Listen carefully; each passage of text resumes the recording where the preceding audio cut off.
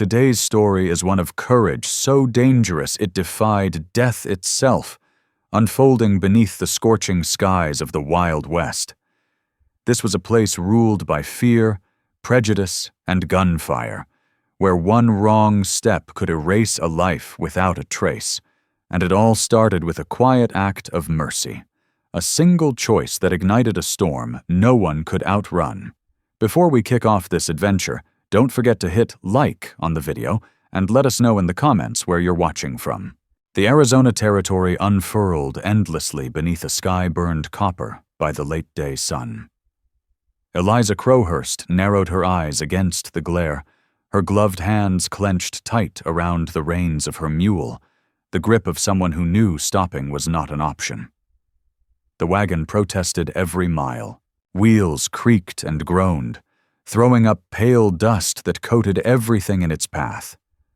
Her washed, thin blue dress, the canvas stretched over her few belongings, even the loose strands of auburn hair slipping free beneath her bonnet. It had been 3 days since she'd left Fort Buchanan behind. 3 days of nothing but thorny brush, cactus spines, and the quick flash of a roadrunner cutting across the trail. The folded letter tucked in her pocket promised work near Bisbee at the Copper Queen mine, scrubbing miners' clothes, patching torn shirts, maybe cooking if she proved useful. It wasn't much, but for a widow with no money and no place left to belong, it was hope. Eliza shifted on the hard wooden seat, suppressing a groan as pain flared through her back. The sun dipped lower, spilling long shadows across the desert like grasping fingers. She knew she should stop and make camp, yet something urged her forward. Maybe it was the station master's warning still echoing in her mind. Apache country, ma'am. Tensions are high since the army forced them onto reservations. A woman alone. He hadn't finished the thought. He hadn't needed to. The mule, stubborn, steady gravel, named more in grim humor than faith, suddenly halted. His ears twitched sharply, nostrils flaring as if the air itself carried danger. "Come on, Gravel," Eliza urged, snapping the reins lightly. "Just a little farther." The mule didn't move. Instead, he released a sharp, anxious bray that bounced off the canyon walls. And then she heard it, the drumming thunder of hooves. They came fast from the mesquite to her right. Eliza's heart slammed against her ribs as 3 riders burst into view, bandanas pulled high, rifle barrels catching the dying light. "Well now," the lead man drawled, his voice rough and amused. "What do we have here? A lady all by herself?" Eliza's mouth went dry. Her hand slid toward the old Navy Colt Calder Roan had once taught her to fire, but her fingers shook too badly to take hold. The riders circled the wagon like scavengers, laughter sharp and hungry. One of them dismounted, a man with pale, lifeless eyes, like a rattlesnake's, and stepped closer. "Easy now, miss. We're just looking for a little hospitality." His companions snickered. Eliza's skin crawled. "I don't have anything worth taking," she said, her voice barely carrying. "Oh, I reckon you do," the man replied, reaching for her arm. The rifle shot cracked through the air like lightning. The pale-eyed man reeled back with a cry, clutching his shoulder as blood seeped through his fingers. A second shot followed instantly, knocking another rider from his horse. The last man spun wildly, searching for the shooter. A figure stepped from behind a boulder, moving smooth and deliberate, like the land itself had shaped him. Long black hair was tied back with a strip of cloth, his clothes a blend of Apache and Mexican wear. A Winchester rested easily in his hands. "Leave," he said, quiet but unmistakable. The wounded man scrambled for his horse. "Filthy Apache," he spat, fear stripping the bravado from his voice. Moments later, the riders fled, leaving only dust and fading hoofbeats behind. Eliza sat frozen, unsure whether she'd been saved or merely passed into another danger. The Apache warrior approached slowly, his rifle lowered. In the dimming light, she saw his face clearly now. Young, maybe 30, sharp-boned, with eyes dark as amber stone. "Are you hurt?" he asked. His English carried an accent, but it was steady. Eliza shook her head, unable to trust her voice. He studied her, then glanced toward the sinking sun. "This is no place to stay. There is water and shelter 2 miles north. I will guide you." I don't—" Her mother's warnings about Indians rang loudly in her ears. But night was falling, and the men might return. The Apache seemed to sense her fear. "My name is Nail," he said. "I served as a scout for the Bluecoats. I am not your enemy." Something in his tone, weariness perhaps, softened the tight knot in her chest. "Eliza Crowhurst," she said at last. "And thank you." Nail nodded once and turned ahead of the wagon, moving with calm certainty as darkness gathered. Gravel followed at last. Eliza watched her unexpected savior closely. His clothes were carefully mended, and he wore boots instead of moccasins. A man caught between worlds, walking a line as unforgiving as the desert itself. They moved on without exchanging a word. The wagon's slow creak marked every turn of the wheels, the sound drifting into the open land and mixing with the distant cry of a coyote. After a short while, no more than half an hour, Nail eased off the trail and guided Eliza Crowhurst toward a small stand of cottonwoods gathered tightly around a spring. Clear water pushed up through the rocks, cold and clean, a rare mercy in a country that gave few. "You'll be safe here," he said, already turning away. "Wait," Eliza called before she could stop herself. "Where will you go?" He gestured toward the darkening horizon. "I know this land. But those men could come back," she said. "And you're hurt. I saw blood on your shirt." Nail glanced down at his side. A dark stain had spread beneath the fabric. "It's nothing." "It isn't," Eliza replied, surprised by the strength in her own voice. "I'm not a doctor, but I know how to clean and bind a wound. Let me help." He hesitated, weighing distance against sense. At last, practicality won. He stepped into the faint circle of firelight she had managed to build and sat on a flat rock. Eliza gathered her few medical supplies and a pot of warmed water. When Nail pulled off his shirt, she saw the bullet's path, a shallow furrow along his ribs, bleeding steadily but not deep. "You were lucky," she murmured, working with practiced care. Calderon had come home from more than one drunken fight, needing the same attention. "Lucky," Nail echoed, an odd note in his voice. "Yes." As she cleaned and wrapped the wound, Eliza noticed other scars crossing his skin, some old and pale, others newer. Each one spoke of violence survived, of endurance in a world that seemed determined to break him. "Why did you help me?" she asked quietly. He was silent for so long, she thought he would not answer. Then he said, "Once, someone helped my sister when she traveled alone. She did not live, but the kindness still mattered." Eliza's hand stilled for a brief moment. "I'm sorry." "It was many seasons ago," he said, though the pain in his voice told another story. When she finished, Nail stood and pulled his shirt back on. "I will stand watch tonight, sleep without fear." "You don't have to," she said. "I do," he answered gently. "They will remember my face.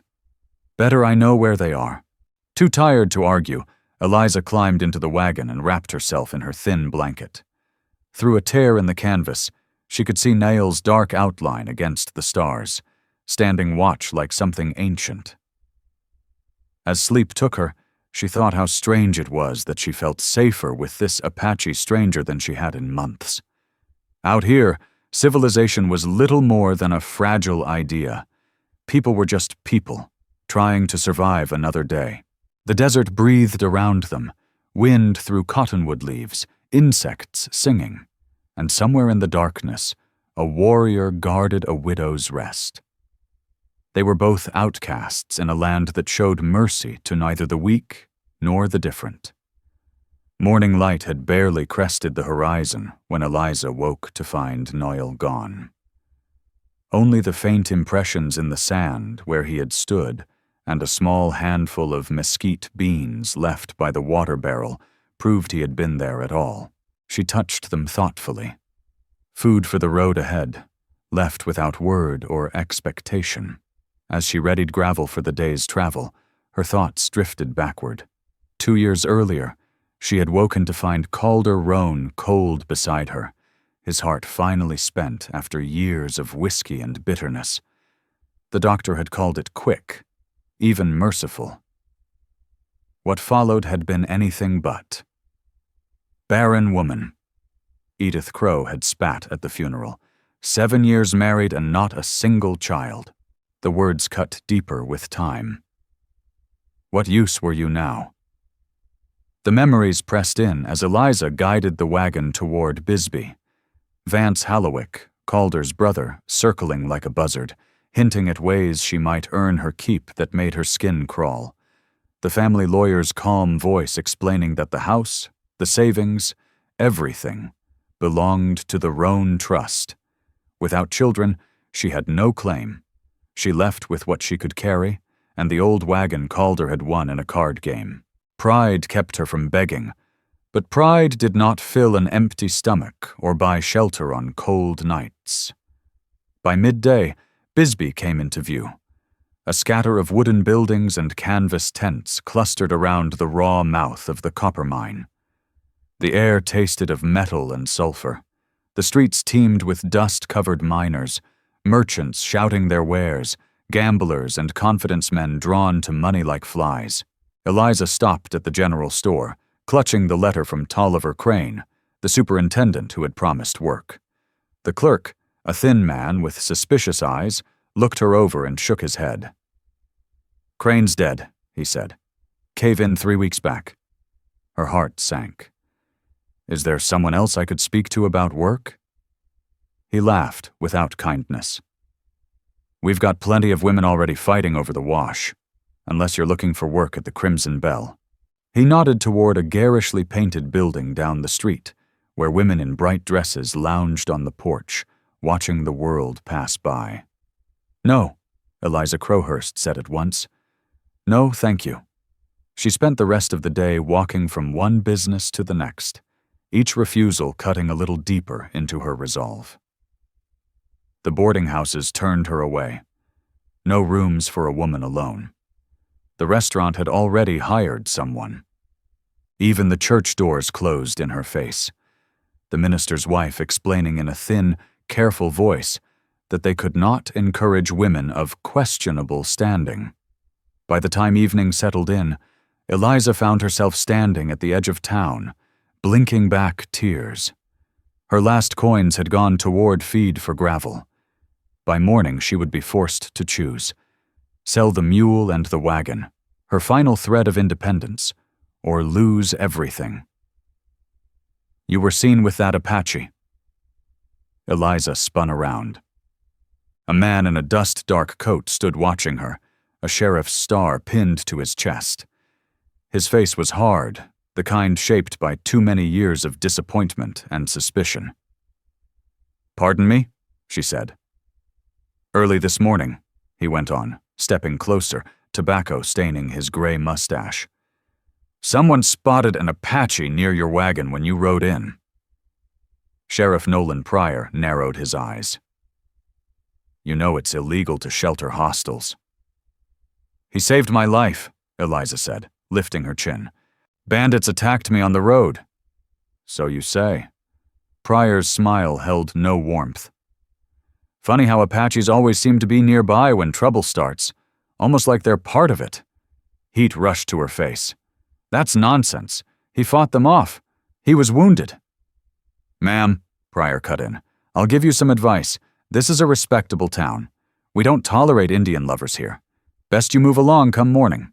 He tipped his hat with mocking courtesy and walked away, leaving Eliza shaking with anger and fear. As if the day hadn't stripped her of enough, she camped outside town that night, too proud to beg, too broke to pay. She sat by a small fire and let out a bitter laugh.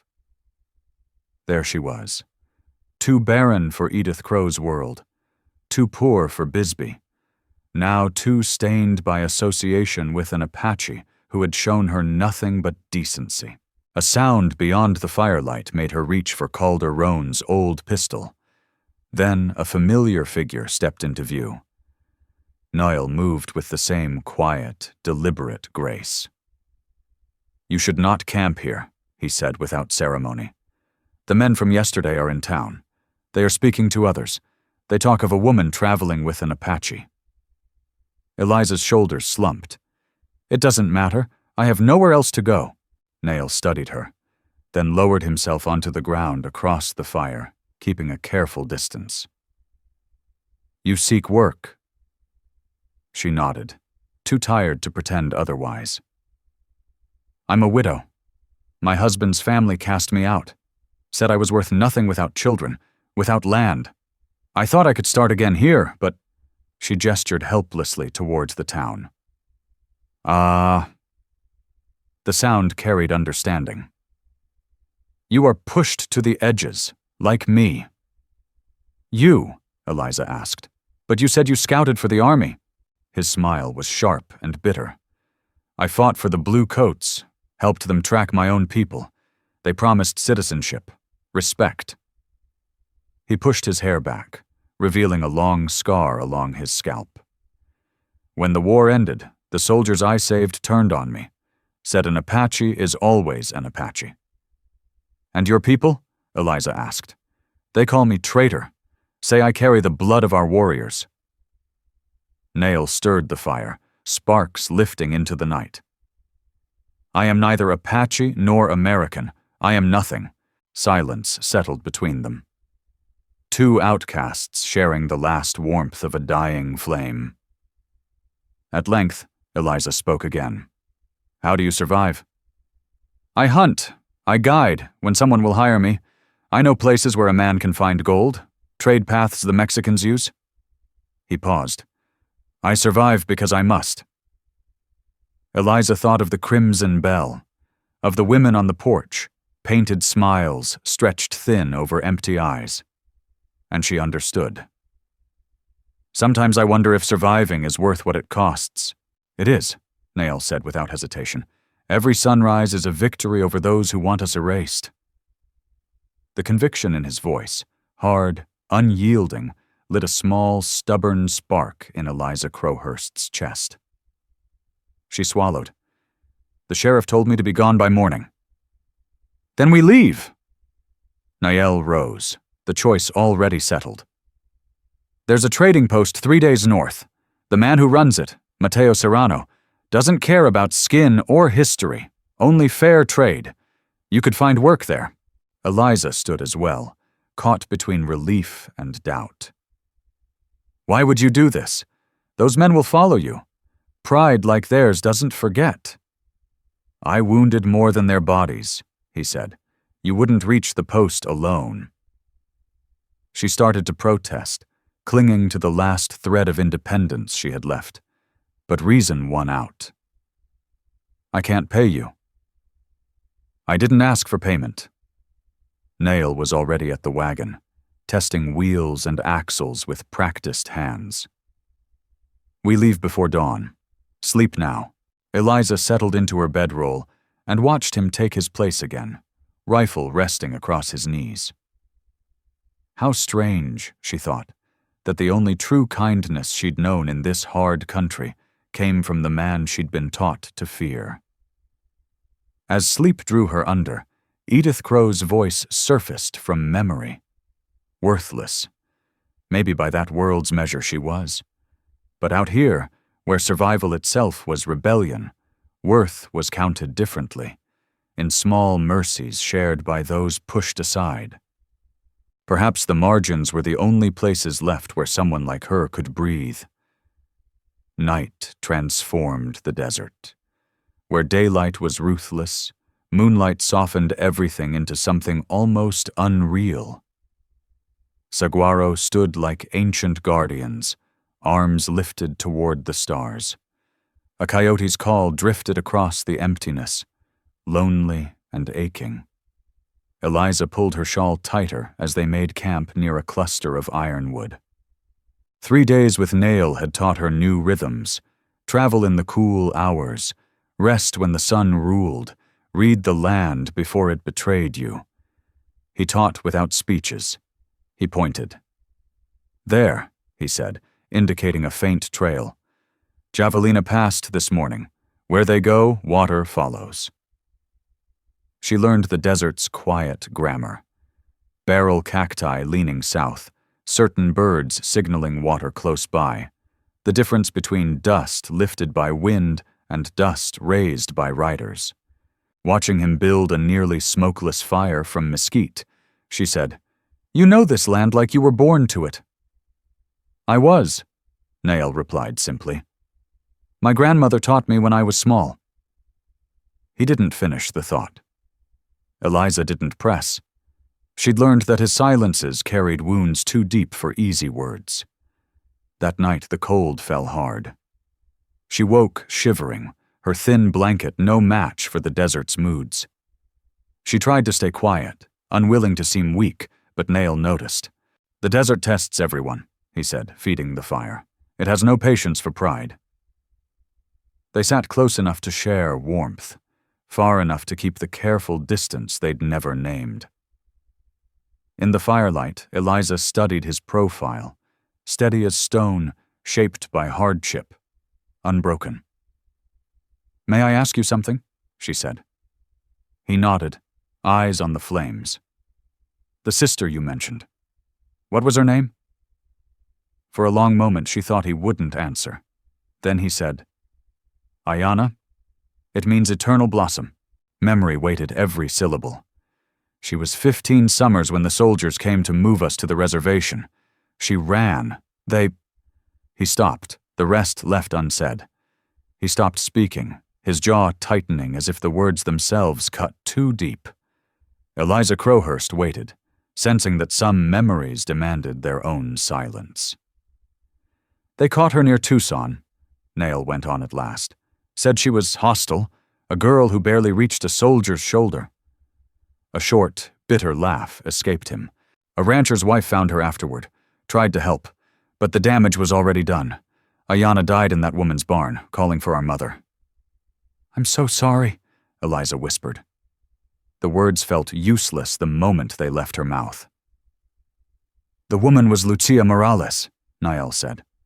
"She risked much to bring Ayana's body back to us for burial. My people wanted revenge, but I remembered her kindness. It made things complicated." Eliza understood. How did anyone reconcile mercy from one soul with cruelty from an entire people? How did you survive a world that demanded loyalty to one side when both had shown you their worst and their best? Morning brought no answers, only new trials. Their water supply ran low far sooner than expected. By afternoon, gravel began to falter, his steps uneven, foam gathering at his mouth. "We need water soon," Nail said, scanning the horizon, worry etched into his eyes. Eliza stroked the mule's neck, guilt weighing heavy. He had carried her this far. And now— "There," Nail said, pointing to a stretch of land that looked no different from any other. "Cottonwoods, maybe half a mile." It might as well have been 100. Gravel took 3 more steps and collapsed, sides heaving. "No! No! No!" Eliza gasped, dropping to her knees. "Come on, boy, just a little farther." But Gravel had given everything he had. His breathing slowed, then stopped. Eliza pressed her face into his neck, tears burning hot against her skin. Just a mule, she told herself. Just an animal. But he had been her last tie to the life she'd lost, the only constant in a world that kept tearing itself apart. Eliza, Nail said softly. We must move. Take what you can carry, leave the rest.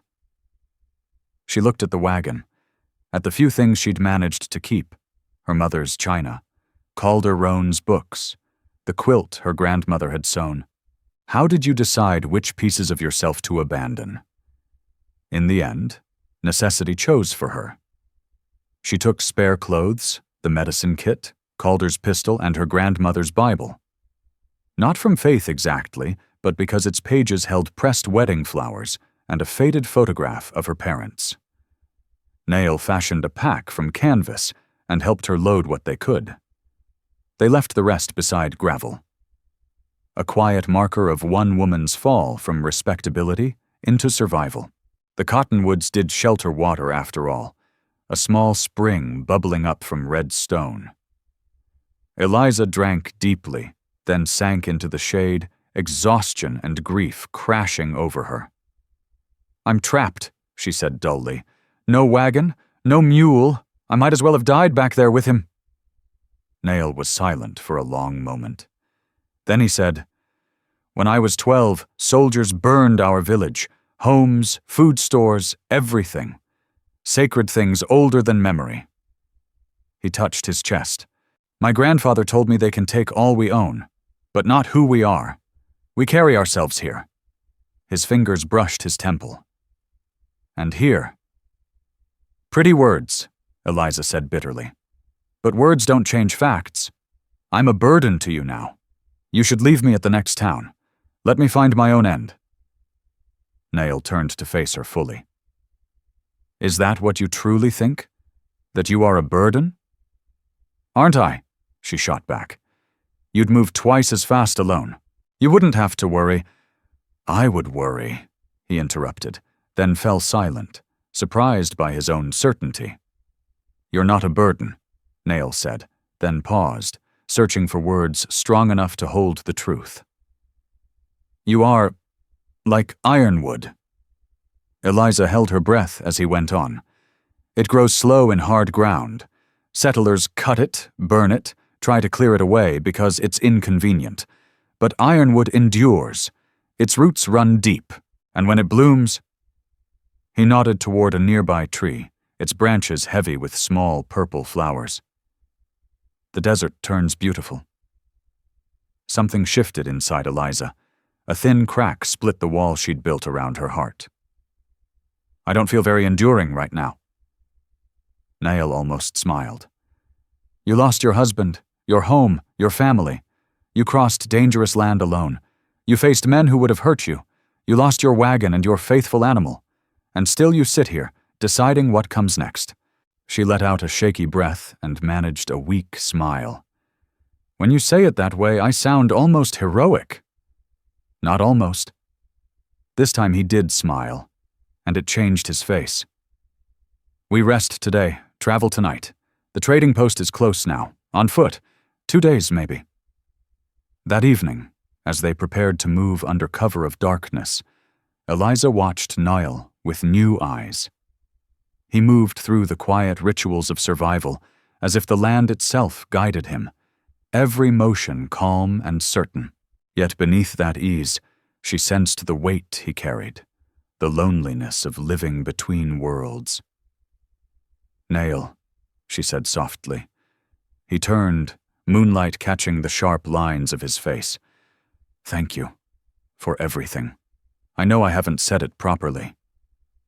Gratitude isn't needed, he replied after a moment. Between friends. The word settled between them, simple and heavy all at once. As they walked through the cooling desert, following paths only Nail could see, Eliza felt something she hadn't known in years. Not hope, not yet, but the possibility of it, as if she might be meant for more than survival alone. Above them the stars turned, ancient and indifferent, while below, 2 outcasts moved through the night, no longer entirely alone. Dusk on the second day brought danger. The dust cloud rose first, long before the thunder of hooves reached them. Eliza's heart dropped when she saw the pale-eyed rider at the front. The same man Nail had wounded days before. Rafe Henshaw had found them, and he hadn't come alone. 5 men rode hard, all armed, all wearing the look of hunters closing in. "Into the rocks," Nail ordered, urgency cutting through his voice. "Now." They scrambled up a narrow break between red sandstone walls, Eliza's skirts tearing on thorns and stone. Behind them, shouts rang out, voices bouncing through the canyon. "There! The Apache and his woman!" The words twisted her gut, but there was no time to answer them. Nail led her through a maze of stone, his knowledge of the land their only shield. They reached a high ledge just as the first shots cracked. Bullets shrieked off the rocks like angry hornets. "Here." Nail pressed Calderon's pistol into her hands. "You remember how to use it?" Eliza nodded, though her fingers trembled. Calder had taught her to shoot bottles and cans, never people. "Stay low," Nail said. "Only fire if they climb." He was already moving, rifle tight in his grip, using the rocks for cover as he worked his way along the ridge to flank them. Time stretched and twisted. The bandits tried twice to climb up, but the narrow path betrayed them, turning their strength into weakness. Nail's rifle spoke in steady bursts, the sharp cracks echoing off the stone and keeping the riders pinned below. Eliza Crowhurst fired once when a head rose above the ledge. The pistol bucked hard, nearly throwing her backward. She had no idea if she'd hit him, but a curse rang out, and the man vanished from sight. As night settled in, the fight stalled into a tense deadlock. The bandits couldn't reach them, but Eliza and Nail were trapped, water running low, ammunition counted by the handful. "They'll wait us out," Eliza whispered, her throat raw with fear and thirst. "No," Nail replied quietly. "They are impatient men, and this land at night—" A grim smile touched his mouth. "It tests courage." As if summoned by his words, a mountain lion screamed somewhere in the darkness, a sound like a woman in agony. Eliza's skin prickled. Below them, horses whinnied in terror, while men shouted curses, struggling for control. "That cat's been trailing us since yesterday," Nael murmured. 2 hours later, clouds swallowed the moon, plunging the canyon into complete blackness. Niall's hand closed briefly on Eliza's shoulder. "We move now. Stay close. Don't speak." How he found a path in that darkness she would never understand. They slipped down the far side of the rocks, each step deliberate, every breath measured. Eliza kept one hand on Nail's back, trusting him utterly as they threaded through unseen dangers. They were almost at the canyon floor when disaster struck. Her foot landed on loose stone instead of solid ground. She went down hard, a sharp cry escaping as her ankle twisted beneath her. At once, gunfire erupted. Muzzle flashes burst in the dark like deadly fireflies. Nail dragged Eliza behind a boulder as bullets sparked off the rock. "My ankle," she gasped. "I can't—" "You can," he said, leaving no room for argument. "You must." He hauled her arm over his shoulder, half carrying her as they lurched forward. Behind them, the bandits crashed through brush like enraged cattle, firing blindly at shadows. They reached a narrow crack in the rock, barely wide enough for one body. Nail pushed Eliza inside and pressed in after her. The space forced them close. She could feel his heart pounding against her back, racing in time with her own. The riders passed within feet of their hiding place. Rafe Henshaw's voice carried clearly through the dark. "Find them. That Apache knows I'll pay well for his scalp, and the woman." His laughter made Eliza press tighter against Nail. "She'll fetch a fine price in Mexico." They barely breathed as the voices faded. The storm that had been threatening finally broke. Rain fell in sheets, erasing tracks but soaking them to the bone. Nail leaned close to her ear. We need shelter. Can you walk? Eliza tested her ankle. Pain flared, but she could bear it. I'll manage. They crawled from the cleft like drowned animals. The rain turned the sandy wash into a rushing stream, lightning ripping the sky open in stark, terrifying flashes. Niall found a shallow cave, little more than a rock overhang, but enough to blunt the storm. Eliza collapsed against the back wall, shivering uncontrollably. Her ankle throbbed, her clothes clung heavy and cold, and the weight of the night crashed down on her all at once. Niall gathered what dry wood he could from beneath the overhang and coaxed a small fire to life. We risk them seeing the smoke, he said, but cold will kill us as surely as bullets. He guided Eliza closer to the flames, his touch careful and restrained as he examined her ankle. Twisted, not broken. It will heal. She watched him, noticing fresh lines of exhaustion etched around his eyes. You're hurt, she said, spotting blood on his sleeve. A scratch from the rocks, he replied dismissively. When she insisted, she found a bullet graze along his forearm. They tended each other's wounds in silence, the closeness heavy with unspoken awareness. When they finished, they sat shoulder to shoulder, sharing the thin warmth of the fire. I've brought you nothing but trouble, Eliza said softly. No. Niall stared into the flames. Those men would have hunted me regardless. I have history with them. Snake Eyes, Rafe Henshaw. His voice flattened. Last year, he and his men attacked a Mexican family heading for California. I was guiding them. I saved the parents, but their daughter, she was 14. What they did before I could stop them? Eliza closed her eyes, understanding settling like lead in her chest. So this was never about me? It is now. Niall turned to her, firelight flickering in his dark eyes. He knows I care what happens to you. That makes you a target. The truth hung between them, heavy and undeniable. Eliza's breath caught. You care. Instead of answering, Niall reached out and brushed a damp strand of hair from her face. You smiled in your sleep last night, he said quietly. Just a small smile, like you were seeing something good. He fell silent, his hand dropping away, but Eliza Crowhurst caught it. Reminded you of what? She asked. Someone I knew long ago. Niall squeezed her fingers once, then released them. We should rest. Tomorrow will bring its own trials. Sleep refused to come. Eliza lay listening to the rain, aware of Niall's steady presence beside her. He had placed himself between her and the cave entrance, rifle within easy reach, guarding her even now. In the low glow of the dying fire, she studied the strong line of his jaw, the way his dark hair brushed his shoulder, the careful control in his posture even as he slept.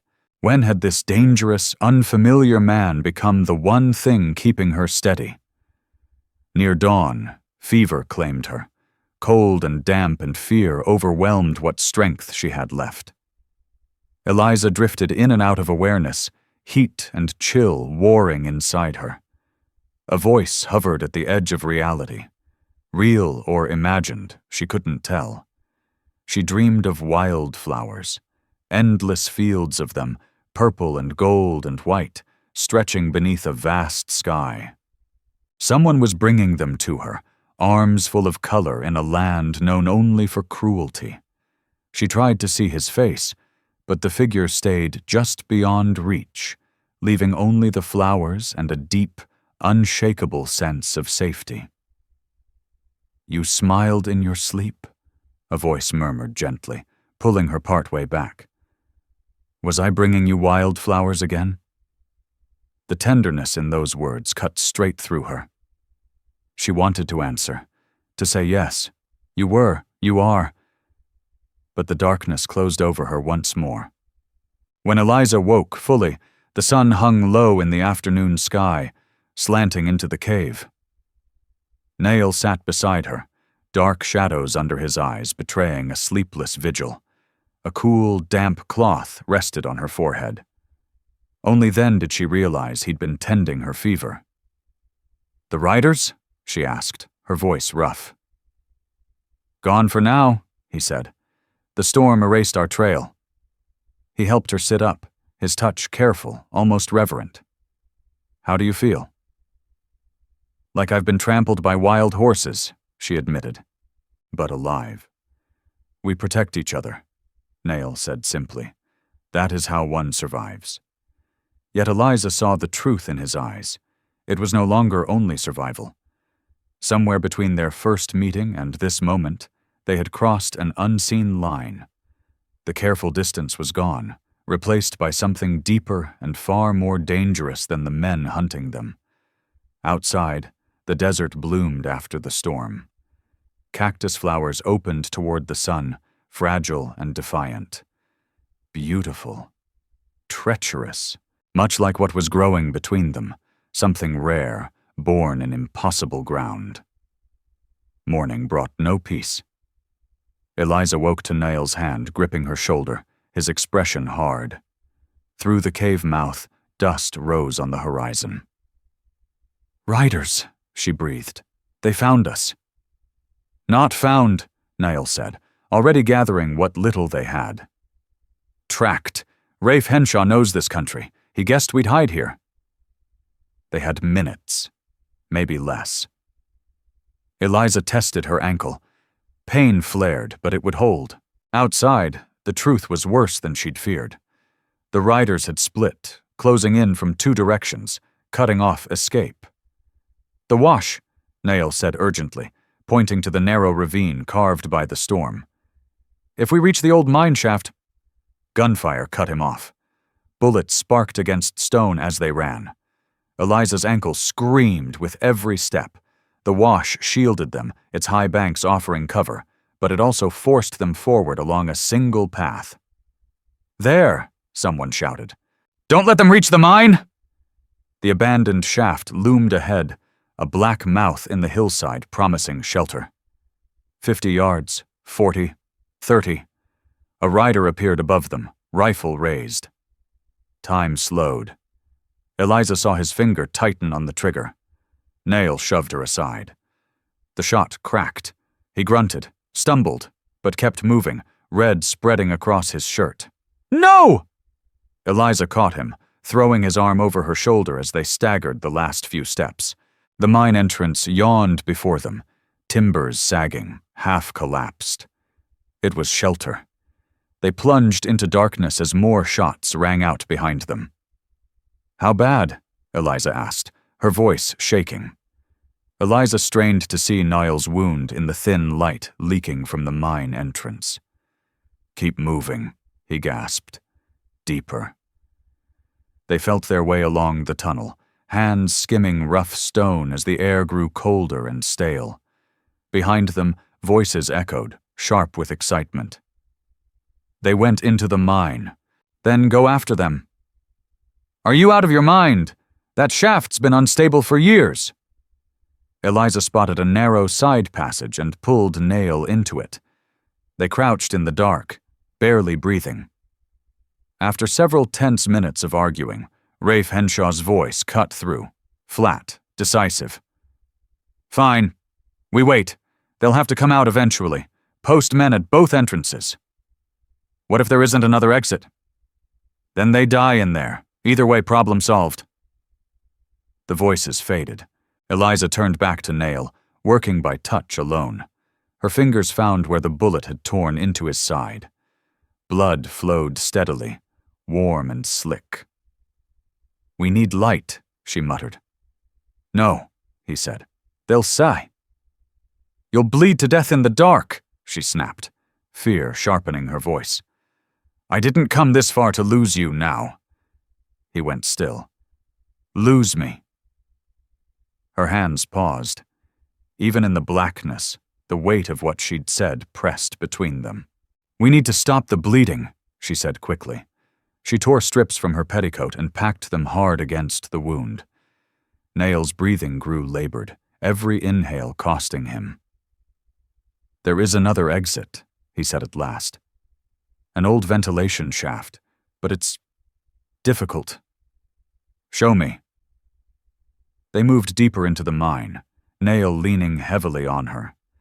The tunnels branched and twisted, a maze made worse by pain and pursuit. Finally, Nail stopped. Up. Eliza's hands found iron rungs bolted into the wall, climbing straight into darkness. "Can you climb?" "I must." She went first, testing each rung, heart pounding as she imagined the metal giving way. Below her, Nail's breathing rasped, broken by the occasional grunt of pain. Once his grip slipped, only Eliza's quick reach kept him from falling. After what felt like hours but could only have been minutes, her head struck wood. She shoved, and a covering gave way. Daylight flooded in. They emerged onto a hillside scattered with mine tailings, perhaps a quarter-mile from the main entrance. Niall collapsed at once, his face ashen from pain and blood loss. Eliza scanned the ground below. She could see Henshaw's men watching the mine mouth. It was only a matter of time before they thought to search elsewhere. "Can you walk?" she asked. Niall tried to rise, made it to his knees, then fell back. "Go," he said. "The trading post is northwest. 2 miles. Get help. I'm not leaving you." "Eliza, no." The word came out fierce. "You don't get to save me and then give up. We survive together, remember." She spotted a cluster of boulders uphill that might give cover. Half dragging, half carrying him, she got Nail behind the rocks. From there, they could watch the approaches while staying hidden. For the first time, Eliza examined his wound properly. The bullet had passed through. Good. But it had torn him badly on the way. She used the last of their water to clean it, packed it with cloth from her torn dress, and bound it tight. "Your dress is becoming quite short," Nail murmured weakly, attempting a smile. "Hush." Still, a flicker of hope stirred. If he could joke, maybe. The sun climbed higher, baking the hillside. Eliza counted the men below, 7 in sight, which meant at least one more was likely circling, searching for exactly what they'd done. "Eliza," Nail said urgently, "in my pack, the small leather pouch." She found it. Inside was a bundle of dried plants, sharp-smelling and medicinal. "Chew this," he said. "Make a paste, for the wound." He guided her hands, steady despite the pain. "Apache medicine," Nail murmured. "It will draw out the poison." As Eliza Crowhurst worked the crushed leaves into a paste, he spoke in a low, wandering voice. He told her of his childhood, learning to read tracks before he could walk with certainty, the first time he'd seen soldiers riding across the plain. "Their blue coats looked like pieces of sky fallen to earth," he whispered. "I thought they were spirits. How else could men capture the sky?" Eliza understood then. He was giving her his stories because he feared there might not be time later. "Save your strength," she said softly. "You can tell me everything when this is over." "Moi! You still believe there will be an after?" He met her eyes. "Yes." A shout from below shattered the moment. One of Rafe Henshaw's men pointed up the slope. They'd been seen. "The pistol," Nail said. "How many shots?" Eliza checked. 3. "Not enough." He struggled to sit. "Help me to the ridge. We make our stand there. You can barely stay upright." "Then I'll shoot lying down," he said, jaw set. "I won't let them take you." The certainty in his voice cracked something open in her. "Why?" she asked. "Why does it matter so much what happens to me?" Nail lifted a hand and brushed her cheek. "Because you smiled in your sleep. Because you saw me as a man, not Apache, not half-breed, just a man. Because in all this darkness you are light." Tears threatened, but there was no time. "They're coming," he said. "Help me move." They reached the ridge as the first riders appeared below. Eliza braced Nail against a rock. He raised the rifle, hands shaking. "When I start firing, you run," he said. "North, to the trading post." "I told you," Eliza replied, pressing the pistol into his hand. "I'm not leaving." A breath passed between them.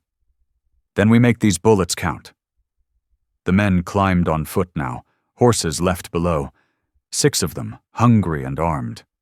Eliza grabbed stones, useless but better than nothing. "You should know," she said quietly. "You made me smile too, even in sleep, even in the dark. You brought me wildflowers when I thought beauty had left the world." Nail's fingers found hers and squeezed once. "Then it was worth it, all of it." The first man crested the rocks. The world erupted. Nail's shot struck him square in the chest. Eliza hurled a stone with all her strength, catching another man in the face and sending him tumbling back with a curse. But there were too many. As Nail fired again, Eliza saw Henshaw slipping around their flank, pale eyes cold and patient. "Behind us!" she shouted. Too late, Henshaw's rifle cracked. Nail jerked, red spreading across his chest. The rifle slipped from his hands. "No!" Eliza caught him as he collapsed. "No, no!" Henshaw approached slowly, savoring it.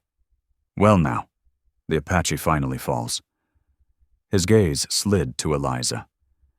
"And you, Mrs. Witt?" "Yes, I know who you are. I asked around. Heard you were too good for honest work." Eliza held Nail, feeling his blood soak into her dress. His eyes found hers, still present, still fighting. Henshaw's smile widened. "Seems to me a woman who'd take up with a savage might be open to other arrangements. Come along willing, and maybe I'll even get him to a doctor." Eliza looked at his smirk, at the men closing in, at Nail bleeding in her arms.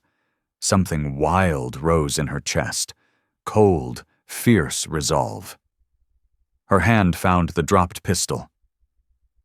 "1 bullet left," Eliza Crowhurst said. She lifted the pistol, her voice steady as bedrock. "Go to hell!" The shot landed true, clean and final, striking Rafe Henshaw square between those pale, merciless eyes. He toppled backward, the smugness wiped from his face at last. For a heartbeat, the world froze. Then everything broke loose. The remaining men shouted and raised their guns, only to be met by fresh rifle fire cracking from the ridge above. Riders surged over the rise, Mexican traders by the look of them, shooting fast and sure. Henshaw's men scattered like startled quail, suddenly outmatched. "Señora, señor!" a familiar voice called. Mateo Serrano, the trading post owner Nayel had spoken of, stood with his rifle still smoking. "We heard the shots, Dios mío! Nayel!" What followed blurred into motion and noise. Strong hands lifted Nayel. Rapid Spanish filled the air. Eliza refused to let go of him even as they carried him to safety. Someone pressed water to her lips. Someone else bent over Nail, examining his wounds, their expression grave. "Please," Eliza begged. "Please save him. He's everything." The last thing she remembered was Nail's eyes finding hers. His lips moved. No sound came, but she knew the words. "Wildflowers. You were bringing me wildflowers." Then darkness closed in on them both. The town of Cedar Falls shimmered into view 2 weeks later, like a mirage at the end of pain and dust. Eliza sat beside Nail on the wagon seat, keenly aware of the stares that followed them down Main Street. A white woman traveling with an Apache. She might as well have announced scandal aloud. Niall's wounds had healed enough for travel, though he still moved with care. The Mexican traders had saved their lives, but Eliza knew the harder trial lay ahead. They needed supplies, work, a place to truly rest. Cedar Falls was the only town within 50 miles. "We don't have to stay," Niall said quietly, sensing her tension. "Yes, we do," Eliza replied, chin lifted despite the whispers swirling like dust devils. "You need medical supplies I can't get at a trading post, and I need work if we're going to survive." They stopped at Sylvan Crow's general store. The proprietor, a thin man with wary eyes, watched them approach as though they were venomous. "Help you?" His tone suggested he'd rather not. "Medical supplies," Eliza said firmly. "Carbolic acid, clean bandages, laudanum for pain." Sylvan's gaze slid to Nail, taking in his features, the guarded strength in his stance despite injury. "We don't serve Indians here." "Then serve me," Eliza said. "I have money." "Do you now?" A woman stepped out from behind the counter. Martha Crow, her face tight with disapproval. "And where does a woman traveling with a savage get money?" Eliza felt Nail tense beside her and placed a calming hand on his arm. "From honest work, which is what I'm seeking here. Now, will you sell me supplies, or shall I take my business elsewhere?" The threat was thin. There was no elsewhere, but money had its pull. Business was business. Sylvan's expression softened just enough. As Eliza finished her purchases, she sensed movement outside. When they stepped back onto the street, half the town had gathered. Among them stood a woman dressed in severe black, Prudence Holloway, the minister's wife and self-appointed keeper of Cedar Falls morality. "You," Prudence said, her voice cutting through the murmurs. "You're the widow from Bisbee. We've heard about you." Eliza's stomach tightened. News traveled fast out here. "Taking up with an Apache," Prudence sneered. "Have you no shame? No concern for your immortal soul?" "I think of it constantly," Eliza answered evenly, "which is why I choose kindness over cruelty, friendship over fear." "Friendship?" Prudence laughed sharply. "Is that what you call it? And your husband's memory? Your family's good name?" "My husband is dead," Eliza said, surprised by her own calm. "His family cast me out. And as for my name, I would rather be shamed for choosing compassion than respected for choosing hate." A murmur rippled through the crowd. Some faces hardened. Others, quietly, showed sympathy. Voices overlapped, sharp with judgment. "The church is no place for Indian lovers," Prudence Holloway declared, "nor is any respectable establishment. You'll find no welcome here." "Then I'll make my own," Eliza Crowhurst shot back. She turned to leave, only for a man to step into her path. He was younger, well-fed, wearing a smile that didn't reach his eyes. "Now hold on," he said, false warmth coating every word. "No need for such temper. I'm Theodore Blackwood, proprietor of the Silver Dollar Saloon. I might have work for a woman with your flexibility." The meaning landed hard. A few men laughed. "She said she's looking for honest work," Nail said quietly. It was the first time he'd spoken. Blackwood's expression cooled. "I wasn't talking to you, Indian. But you were talking about her." Nail stepped forward despite Eliza's hand on his arm. "Show respect." "Or what?" Blackwood's fingers drifted toward his gun. "You'll scalp me?" The crowd pressed in, tension thickening. Eliza's mind raced. One spark, and this would turn ugly. "Mr. Blackwood," she said loudly, cutting through it. "I appreciate the offer, but I have standards. I don't work for men who insult my friends or threaten wounded people." "Wounded?" someone scoffed. "He looks healthy enough to cause trouble. He was shot defending me from bandits," Eliza said clearly. "The same bandits who've been terrorizing travelers for months, Rafe Henshaw and his gang. You've heard the name." That stilled them. Henshaw's reputation carried weight. "You're saying this Apache killed Henshaw?" Sheriff Nolan Pryor pushed through the crowd, his badge catching the light.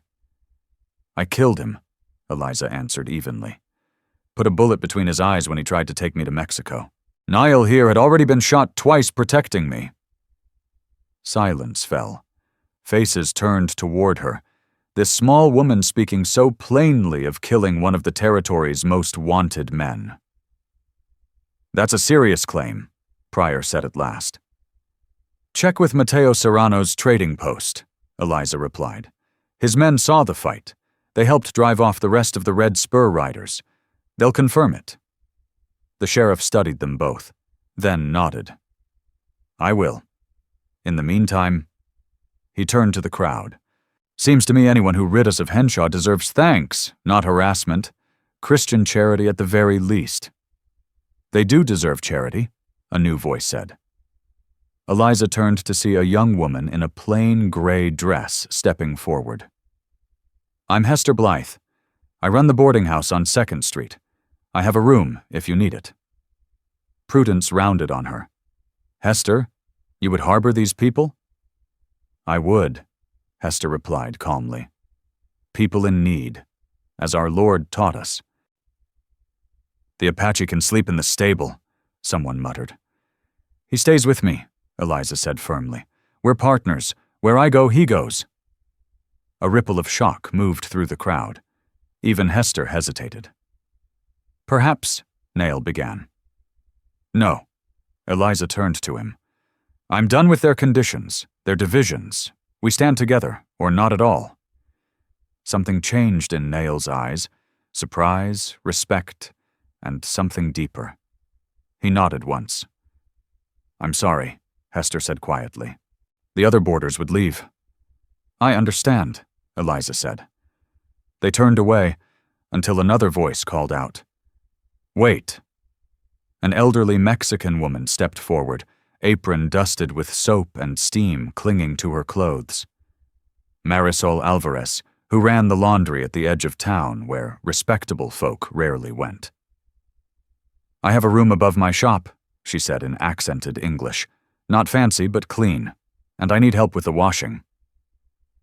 Eliza's eyes burned. "Senora, Bah," Marisol waved her off. "I know what it is to be outsider. Come, we talk terms." As they followed Marisol Alvarez, the crowd parted with reluctance. Eliza heard the murmurs rise again behind them. Shameful. Living in sin. What do you expect from a barren woman? That Apache will murder them all in their sleep. But there were other whispers, too. Quieter, uncertain. She killed Rafe Henshaw herself. Maybe we judged too fast. Takes courage. That night, in the small but spotless room above the laundry, Eliza and Nail sat by the narrow window, watching Cedar Falls settle into dusk. All day they had kept a careful distance, aware of eyes that followed every step. Now, alone, the space between them felt heavy with things unsaid. "You didn't have to do that," Nail said at last. "Stand with me so openly." "Yes, I did." Eliza turned toward him. "I'm tired of a world where caring for someone is disgrace if they're the wrong color, where kindness is treated like sin and cruelty like virtue." "You'll lose everything," he warned. "They already speak your name with contempt." Eliza laughed, a short sound that surprised them both. "What everything? I've already lost what that world values, my husband, my home, my family's approval. I'm a barren widow with no prospects. By their measure, I was ruined long before I met you." "You are not ruined," Nail said fiercely. "You are the strongest woman I have ever known. Then why do you keep trying to step away to protect my reputation?" Eliza crossed the room, then stopped. "What reputation? The only good thing I've had these past weeks is you, your friendship, your protection, your—" She broke off, unable to name it. Eliza. He was close now, near enough that she felt his warmth, though he did not touch her. "In my world, this is complicated too. Some would say I betray my blood by caring for a white woman. Then both our worlds are foolish," she said quietly. "Yes," he agreed, "but we still must live among fools." They stood together, watching stars prick the darkening sky. After a while, Nail spoke again. Hester meant well. Tomorrow you could accept her offer. Create distance from me. In time they might accept you. Eliza turned and placed her fingers gently over his lips. No more noble sacrifices. No more pushing me away from what is mine to choose. Whatever comes, we face it together. That's what partners do. Nail caught her hand, pressing it to his cheek. Partners, he said, the word heavy with meaning. Partners, Eliza echoed.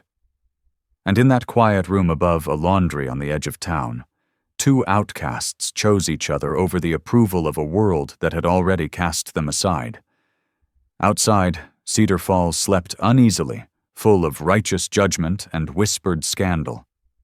Inside, they had found something worth more than respectability. They had found home, in each other. The road ahead would not be gentle. There would be other towns, other stairs, other moments where safety would demand silence and truth would demand courage. But tonight they had shelter, they had work, and most of all, they had each other. That, Eliza thought, as the stars wheeled slowly overhead, was worth every whisper in the world. Morning came like any other in Cedar Falls. Eliza worked beside Marisol Alvarez, steam rising from wash tubs, soap biting at her hands. Nail hauled deliveries and lifted loads others pretended not to see. The townsfolk still watched with narrowed eyes. But 6 weeks had passed, and though acceptance never came, they had carved out a narrow space where life was possible. Then the thunder of hooves tore through the calm. "They're back!" someone shouted from Main Street. "Henshaw's men, back for revenge!" Eliza's blood turned to ice. She had always known this day would arrive. Killing Rafe Henshaw had severed the head of the serpent, but the body still twisted, dangerous and vengeful. Now the remnants of his gang had come to claim blood. Through the laundry window she counted them. 8 riders, bandanas pulled high, pistols already loose in their hands. They moved with intent, reins snapping, boots hitting dirt as they angled straight toward the wash house. "They know where we are," Nael said, his voice flat as stone, fingers closing around his rifle. "Back door," Marisol Alvarez urged, fear tightening her accent. "Go. I tell them you already left." Too late. The lead rider dismounted, a man Eliza recognized at once. Cole Maddox, Henshaw's lieutenant. His grin was thin and mean.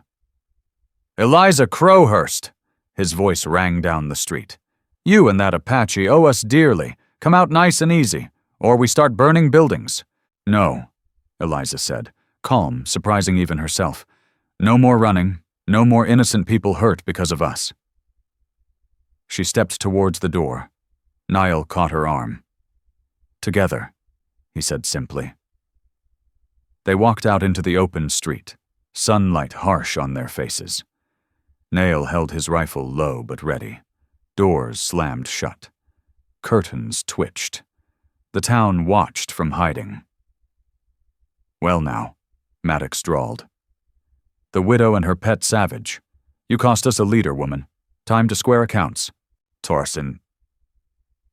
"Your leader was filth," Eliza said clearly, "and you're no better, threatening people who had nothing to do with him." "Innocent?" Maddox sneered. "In a town that shelters killers?" A new voice cut in. "The only killers I see are the ones bringing trouble to my streets." Sheriff Nolan Pryor stepped out from the jail, shotgun resting in his hands. Hope flickered, then faltered. Maddox laughed. 8 of us. One of you, Sheriff. You really dying for an Apache lover and a disgraced widow?" Pryor hesitated. Eliza saw the weight of the decision bend him. Law was one thing. Martyrdom was another. "I'll make it easy," Maddox said. "Hand them over, we ride away. Refuse, and Cedar Falls burns." Silence stretched tight as wire. The town's judgment pressed in, heavy and suffocating. "You want us," Nail said, stepping forward. "Then take us. Leave the town out of it." "No," Eliza moved with him. "You don't bargain for me." Maddox's grin widened. I'll bargain how I please. Boys, take them both. The shot cracked from above. Marisol Alvarez stood in her window, braced behind an old cavalry carbine. Maddox's hat flew as the bullet tore past his head. He dove for cover, cursing. One of the riders swung his pistol toward her window. Nail fired first. The man dropped. Eliza drew Calder Roan's pistol from beneath her skirt. She never left it behind now, and fired again. The street erupted. Gunfire thundered from all sides, not just the gang. Doors burst open. Hester Blythe appeared with a scattergun. Bram Calder fired from behind his anvil. Even those who had whispered and judged now defended their town. Eliza and Nail dove behind a water trough as bullets screamed past, wood splintering under fire. "The stable!" Nael shouted. "Better cover!" They ran. Eliza's skirts tangled. Nael turned to fire as they moved. A bullet slammed into his shoulder, spinning him hard. He stayed upright, but blood spread fast. "No."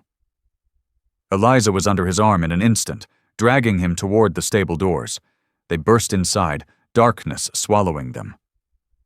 "How bad?" she asked, already tearing at his shirt. "I've had worse," he said, though his face had gone gray.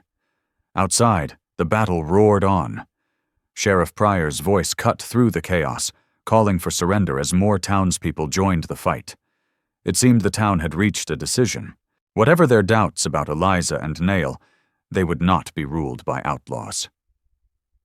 "We have to help them!" Someone shouted outside. Nail tried to push himself upright. "We must hold them!" "No!" Eliza said sharply, forcing him back down. "We need to keep you from bleeding out!" She packed his wound with shaking hands. The bullet had gone clean through, but blood soaked his shirt faster than she liked. The stable doors burst open. Cole Maddox staggered inside, blood streaming from a gash on his scalp, eyes burning with rage. "Found you!" Eliza's pistol was empty. Maddox lifted his gun, sighting on Nail. Eliza didn't think. She moved. She threw herself between the barrel and Nail's body. The shot was deafening. Pain tore through her, white and absolute. She felt herself falling, felt Nail catch her as a raw animal sound ripped from his chest. Through blurring vision, she saw Maddox step closer, triumph already forming. Then his chest bloomed red. He looked down in shock before collapsing face first into the dirt. Behind him stood Hester Blythe, scattergun smoking, her face pale but unflinching. "Get the doctor!" Hester screamed. "Someone get Dr. Amos Bell!" Eliza tried to speak, to say she was all right, but only blood came out. She felt it spreading beneath her, warm and terrifyingly fast. Nail's face hovered above hers, broken with fear. "No," he whispered. "No, you can't. Eliza, please." She wanted to soothe him, to say it didn't hurt, though it did, terribly. Her hand found his cheek, traced the familiar line of his jaw. So many words unsaid. So much time wasted on fear and caution. "Wildflowers," she murmured, forcing a smile. "You were right, about the wildflowers." "Don't talk," Nail begged, pressing his hands to her wound. "Save your strength. The doctor's coming." The world narrowed to his face, tears cutting pale tracks through dust on his skin. The gunfire outside had faded. Voices shouted, boots ran, but none of it mattered. "Thank you," Eliza whispered, "for showing me I could bloom, even in the desert." "You are not dying," he said fiercely. "I won't let you. We have plans, remember? The cabin by the stream, the life we're going to build." She wanted to answer. Darkness crept in anyway, soft at first, then heavy. She had always thought death would be frightening. It wasn't. Not with Nail holding her, whispering words in Apache she did not understand but felt deep in her bones. Dr. Amos Bell arrived, pushing people aside. Eliza caught fragments. Serious. Lost a lot of blood. Not hopeless. The words floated, distant. Fight, Nail commanded, his voice breaking. Fight for us, for the future we deserve. And because he asked, because she had found something worth living for in this harsh land, Eliza fought. She clung to awareness as they carried her to the doctor's office, as steady hands worked to mend what had been torn, as the town that once shunned her now waited and prayed. The last thing she saw before the laudanum dragged her under was Nail's face, set with fierce determination. The last thing she heard was his promise. I'll be here when you wake, always. Time lost its shape. Eliza drifted between darkness and dreams, between pain and peace. Sometimes she heard voices, Marisol Alvarez praying in Spanish, Hester reading softly from the Bible, Nael singing under his breath in Apache. Once, she thought she heard Prudence Holloway, her voice thick with tears, speaking of being wrong, of courage wearing many faces. In her dreams, Eliza walked through endless fields of wildflowers with Nael, purple, gold, white, color bursting from barren earth. He held her hand, and she knew, with dream certainty, that this was their future. Not easy, not without thorns, but achingly beautiful. When Eliza finally woke for real, sunset filled the doctor's office with gold and red light. Nael sat beside her bed, his own shoulder bandaged, looking worn but fully awake. Water, she croaked. He was on his feet instantly, lifting the cup, supporting her with infinite care. Easy, he said softly. Doctor, Amos Bell says you must keep still, Nael told her softly. The bullet did damage, but nothing that won't mend with time and care. He paused, his expression tightening. The gang is gone, those who lived scattered, and the town. His voice warmed. The town fought for us, Eliza. Even people who once spoke against us. When Cole Maddox threatened to burn everything, they remembered we're part of Cedar Falls now, whether they like it or not. Eliza absorbed that slowly, the words settling like medicine. And now? Now, Nael said, taking her hand with care around the bandages. You heal, and we decide what comes next. Together, she said, then winced. Preferably with fewer bullets involved. He gave a faint smile. No promises. Trouble seems to follow you like bees to blossoms. Speaking of blossoms, Eliza murmured, squeezing his hand weakly. Was I really bringing you wildflowers in my sleep back then? His gaze softened. No, but in my dreams you were, every night since I met you. Fields of them, impossibly beautiful in a hard land, like you. Despite the pain, the uncertainty, the long road of recovery ahead, hope stirred in her chest. They had faced the worst and lived. Whatever came next, they would meet it the same way. I love you, Eliza said simply, too tired and too grateful to be alive for restraint. I should have said it sooner. Hush, Nael whispered, pressing a gentle kiss to her forehead. We have time now, all the time we need. Outside, Cedar Falls rebuilt and reconsidered, learning, perhaps, that judgment and righteousness were not the same. Inside, two people who had found each other against all odds held hands and watched the stars come out. No longer outcasts, but partners in the truest sense. And somewhere in the desert, wildflowers bloomed in places that should have been barren, proof that beauty could grow anywhere love was brave enough to take root. 6 months passed after the shootout that nearly took Eliza's life. The scar along her side still ached when storms rolled in. She learned to read it the way the desert read the sky, as a sign of change coming, not always unwelcome. She stood now at the edge of their land, 5 acres along Willow Creek that Nail had bought with gold from a claim he'd kept quiet for years.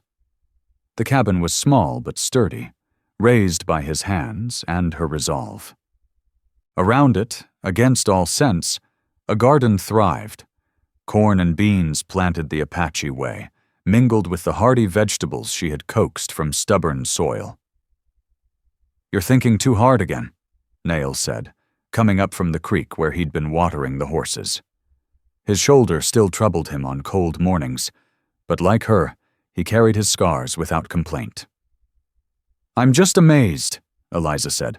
"6 months ago I was bleeding out on a stable floor. Now look at us." "Now look at us," he echoed, sliding his arms around her waist.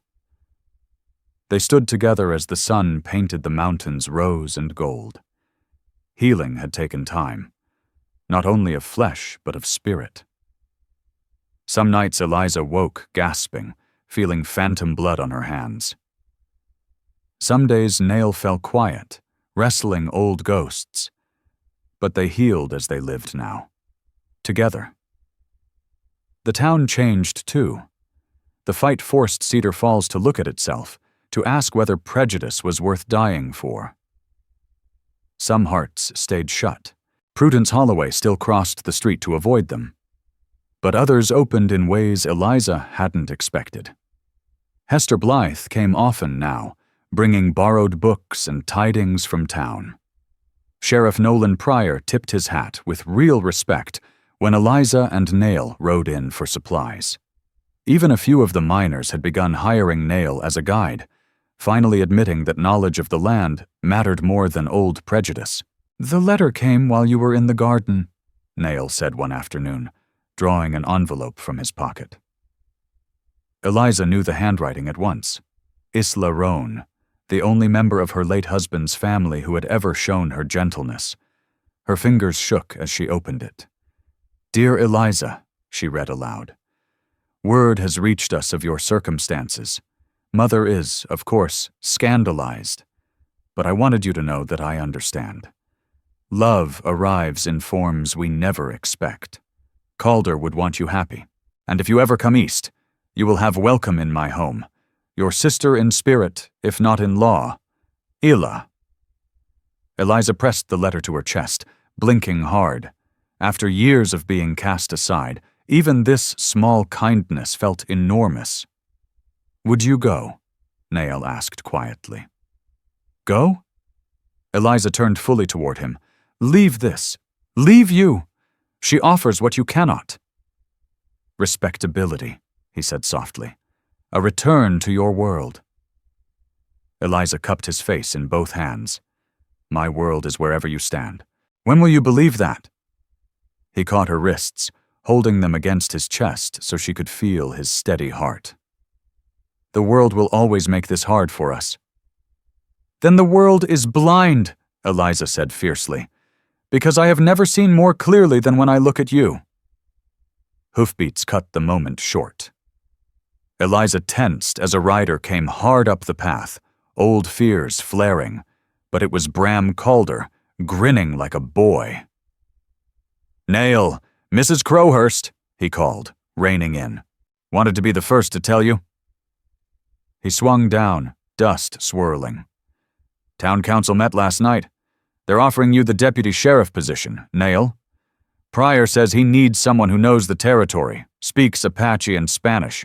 Says you're the best man he's got." Eliza felt Nail stiffen beside her. A badge, a lawful place, acceptance they had never expected. "They know what I am," Nail said slowly. "They know who you are," Bram corrected. "Man who protected the town. Man who keeps his word. Pryor says any fool can see character counts more than color."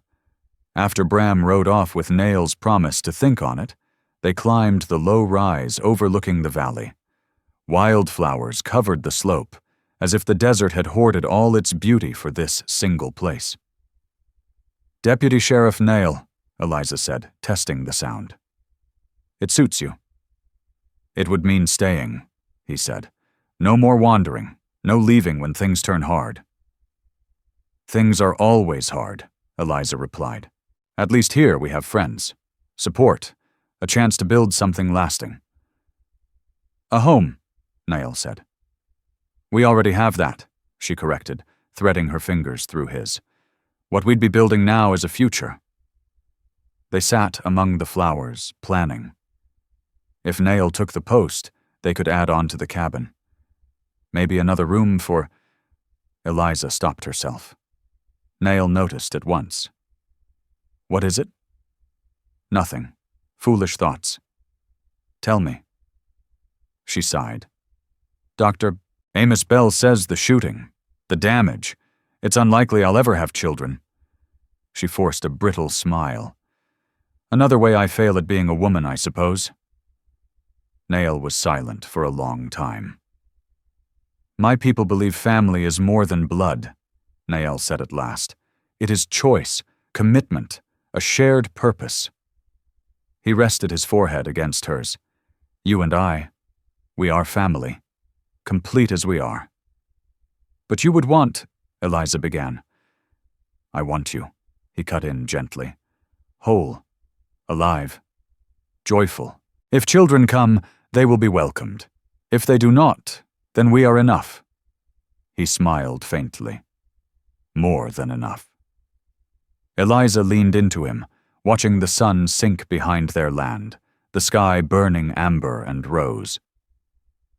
When did you become so wise? When a stubborn white woman refused to let me die in peace, he replied, a trace of humor in his voice. She insisted we both live instead. Eliza laughed softly.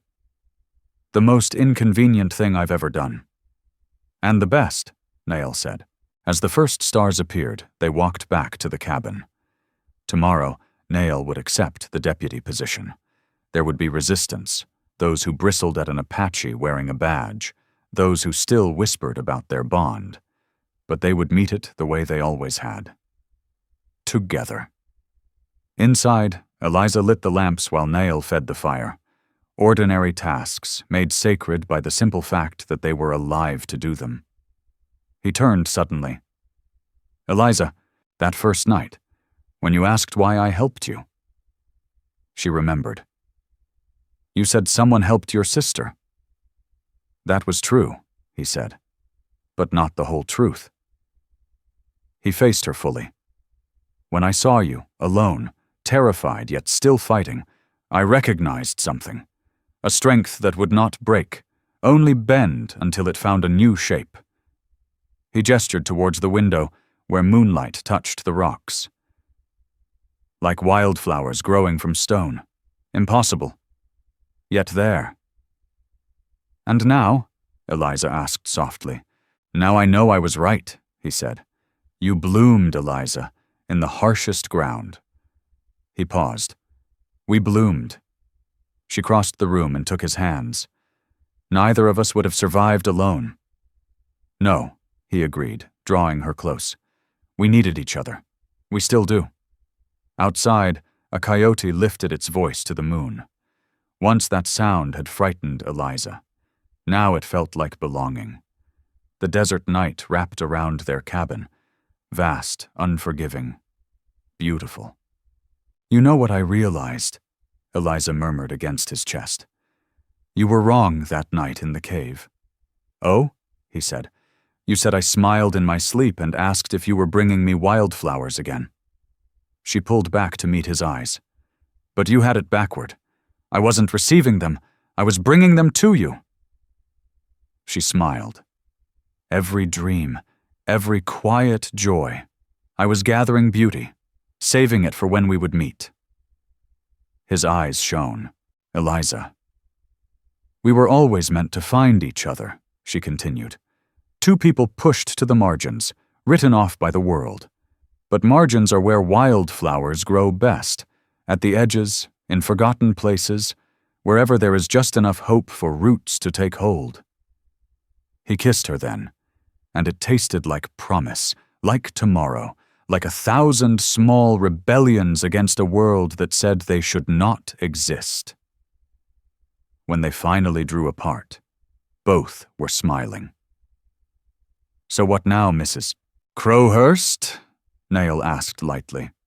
Now, Deputy Nail, Eliza replied, we live. Boldly, honestly, without apology. She looked out at the dark sweep of desert. We make this land bloom with so much love that even the stones will have to admit beauty can grow anywhere.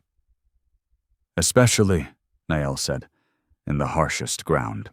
They stood together in the doorway, gazing into the star-filled vastness, no longer afraid, no longer alone, ready to build a future where wildflowers had already begun to grow. Tomorrow held endless possibilities. Two people who had found each other against all odds, who had chosen love over safety, truth over acceptance, and each other over everything else. In the garden, defying both nature and reason, wildflowers continued to bloom. They stood as quiet proof that some things were stronger than the forces bent on crushing them, that love, like desert flowers, could survive and even thrive in the most unlikely ground. The desert lifted its night song around them, wind threading through canyon walls, an owl calling from the dark, the soft rustle of small lives following ancient paths. Eliza and Nail added their own music, low laughter, whispered plans, the steady breathing of two souls finally at rest. They had traveled far to reach this moment, through violence and prejudice, through fear, both their own and the world's. The journey had reshaped them, forging something sturdier and more beautiful than either could have become alone. Morning would bring new trials, but tonight held peace. Tonight held love. And the unshakable certainty that whatever came, they would meet it as they had learned to meet everything, hand in hand, heart to heart. They stood rooted deep in the wild, impossible ground they had chosen. The wildflowers nodded in the night breeze, as if in quiet agreement. Eliza smiled in her sleep, carrying armfuls of color through her dreams, bringing Nail flowers again and again. Finally, let me send my deep thanks to you. Thank you for listening and for allowing this story to speak to your heart. The Wild West still holds countless truths, some painful, some tender, all worth remembering. Stay with us, subscribe, comment, and invite others to discover these untamed stories. From our hearts to yours. Thank you for being part of this journey. Aviso legal, disclaimer. Each story shared here is produced for storytelling enjoyment. Certain scenes may include fictional or dramatized elements inspired by historical circumstances. Although AI tools assist us in visuals, narration, and script development, the emotional tone, editing, and quality control are conducted by people to ensure meaningful experiences. We fully uphold YouTube's policies, using no deceptive recreations or impersonations of real individuals.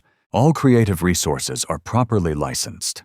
Unauthorized copying, re-uploading, or remixing is not permitted. Thank you for supporting the effort behind every episode we create.